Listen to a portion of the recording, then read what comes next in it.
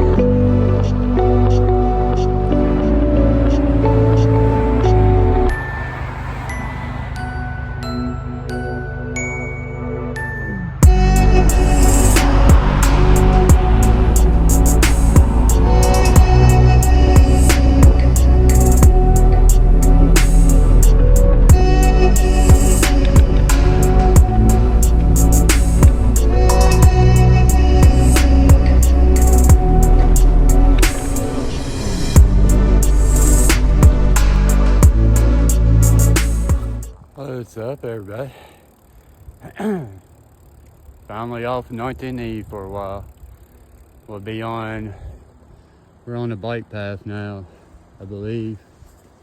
It's called Old Red Road, and this used to be a railway. Little cemetery up there. Alexander Lacey Family Cemetery. Pretty cool.